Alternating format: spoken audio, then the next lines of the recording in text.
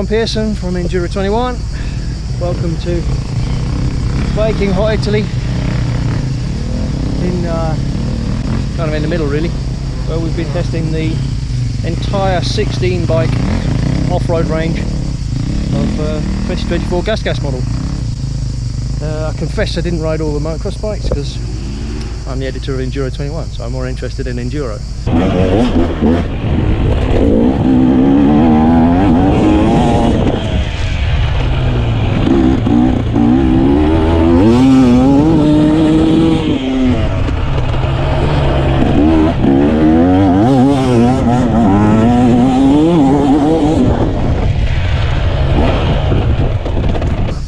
It's been a long day of testing the EC, so enduro models. It's 2 strokes, new TBI engine 2 strokes, and the 4-stroke range plus the XE cross-country models, which aren't available in every market, but obviously a lot of people that tune into Enduro 21 are in North America and Australia and these sorts of places where you buy those cross-country models in big numbers.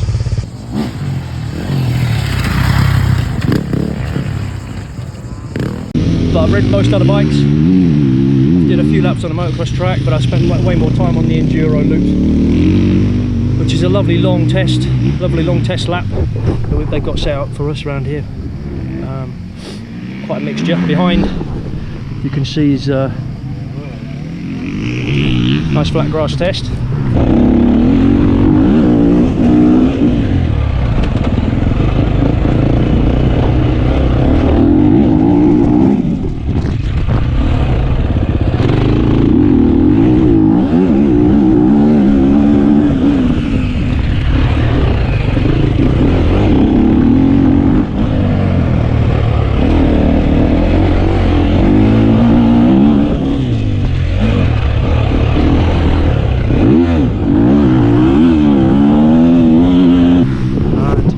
Among the trees, it's what you'd call a typical Italian test, really rocky, tight, twisty.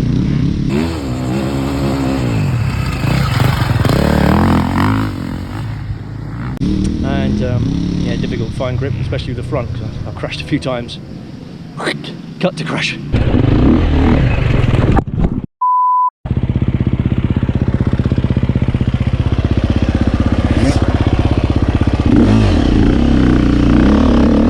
Yeah, so some things that stand out on the new bikes.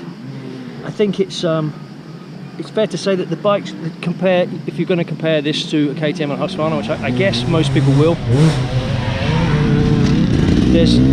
there are differences, and you can feel a difference. So it's quite clear that this is running on standard GASGAS EC enduro models are running on the old Explore fork, which is immediately it dives more, it's softer.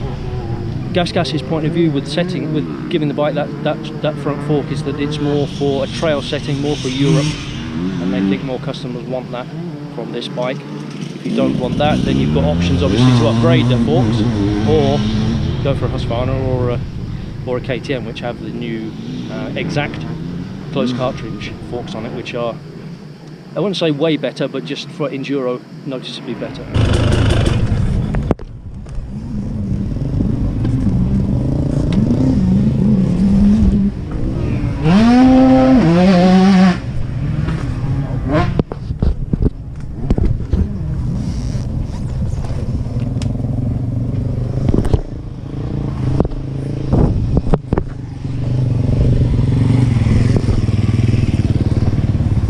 Just checking to work out which is Explore and which is Exact. Okay. Yeah, to understand.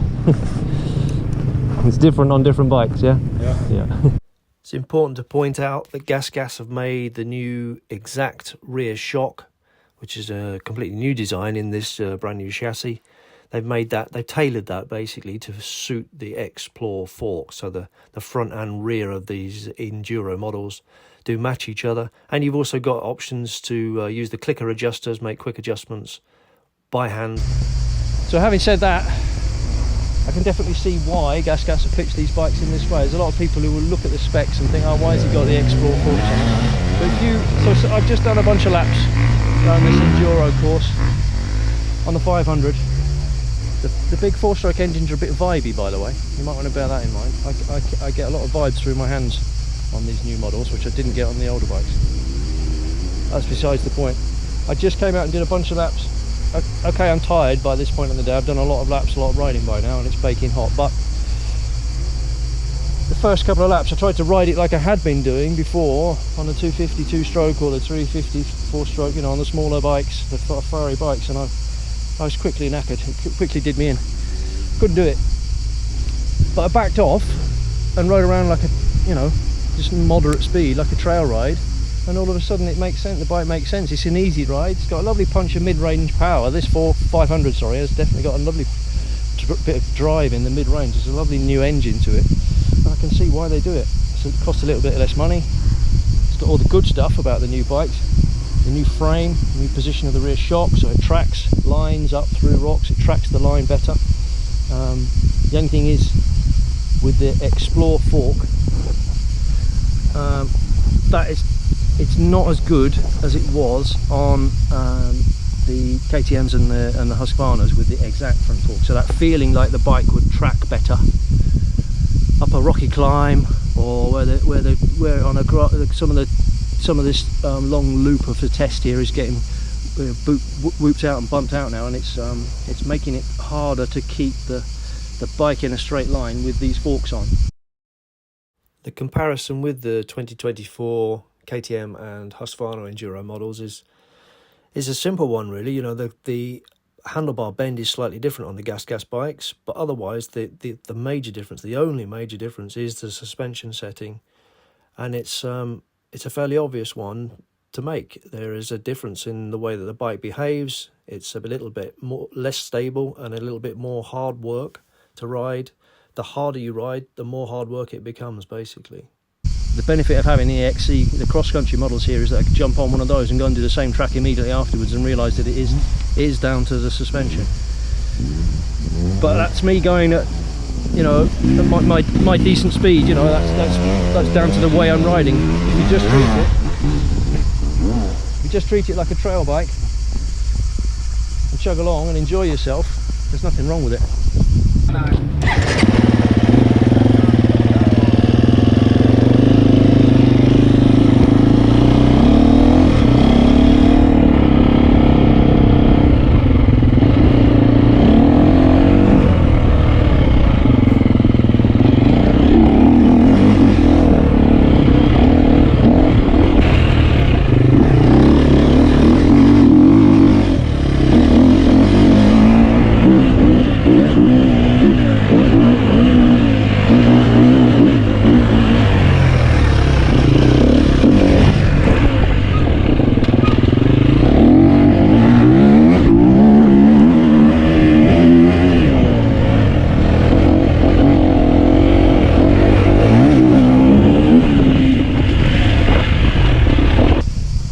Nice new lines.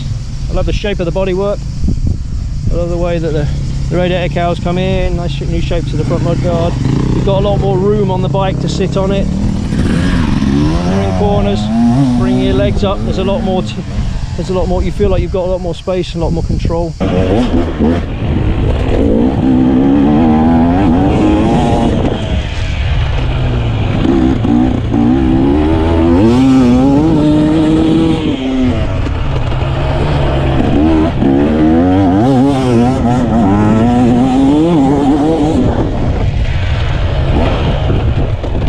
What else can I say? The Bractec brakes are upgraded, they say, and they aren't as good as the Brembos. I don't get as much feel from them, but they work fine. If GASGAS's point of view is to pitch the bike at trail riders, then you don't need super fierce, super strong brakes. These are fine. I'm not finding they're overheating. I'm just not got enough power from the front brake, I don't think, when I really want to brake hard. Things like this are nice touches. You know, the fork leg gaiters there are coming much further round. The bottom of the fork leg much more protective on the inside in here. What else? You don't get things like fan as standard. What else?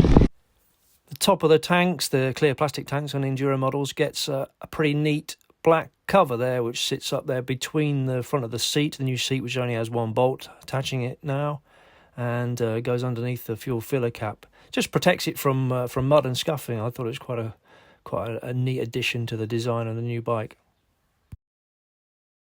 Another thing you're going to need to spend money on is a set of handguards on it. On all of the bikes, they're not standard, and it feels like a small gripe to have with them, but really you do need them in Enduro.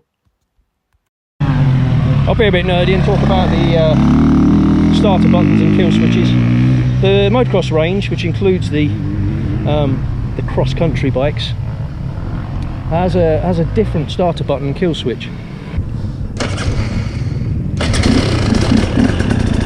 And I could not get on with it. It kept not being able to press. I'd be pressing the button like that, and it just wouldn't fire up. It's not working as well. Whereas the Enduro bikes have got a much more useful button. It works when you stall it in a turn, or if you stall it on a hill or something, it starts up straight away.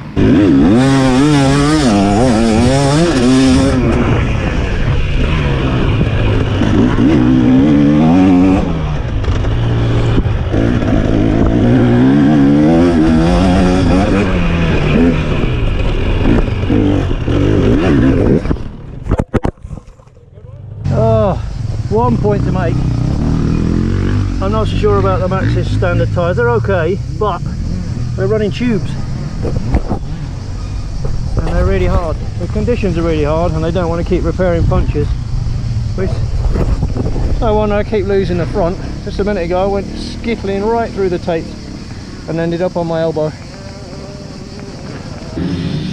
I haven't got a whole lot more to say here about the two-stroke engines than I did have about the Husqvarnas, or I've written about on Enduro 21 about the Husqvarnas and the KTMs, you know. So the new TBI fuel-injected two-stroke engines are, you know, they're still not perfect, but they're way better than the TPI in standard form was 3-4 years ago.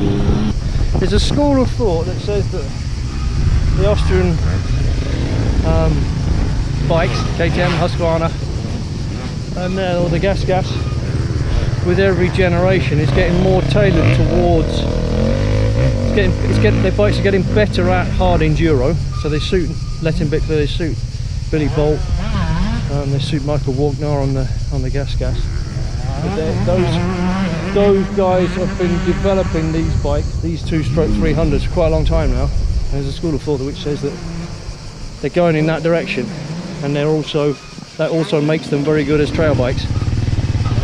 And I can see that, really, because if you look at historically for the last, what is it now? It's 2018. You know, the TPI model, apart from in the hands of Vicky Pearson at Enduro GP, he almost won the E3 class world title last year. But if you take him away from out of the equation, there's a lot of people struggling to make these bikes work at traditional enduros, as race bikes. You just don't see them around. You know, my local enduro clubs or the national championships, there aren't so many. And maybe people are right. Maybe these are more tailored to hard enduro.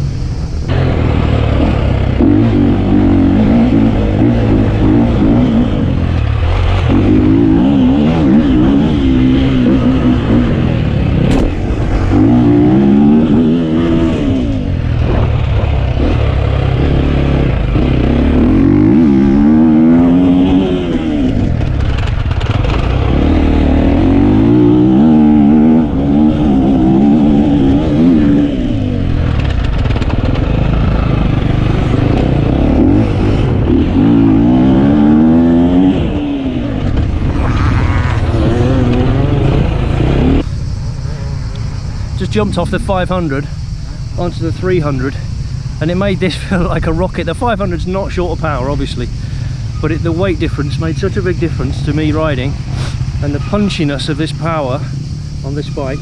It's not like a carburetted two-stroke. Obviously there's a difference. The fuel injected bikes have their own feel, and it's, you know, die-hard carburetor fans still love that difference, the punch that a carburetor normally has. But there is poke in these bikes, and it does keep revving for longer, so you can access different amounts of power depending on what you do with this thing here. And I kind of like that. I've got used to it.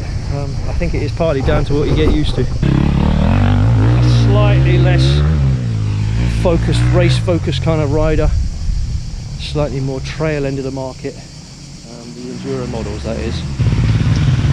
So it's horses for courses, depends what you want your bike for.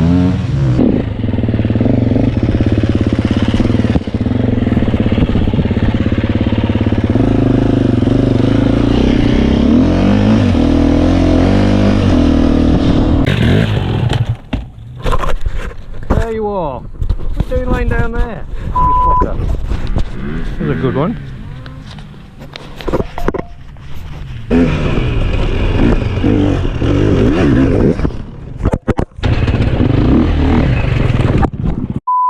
Hey, come over here.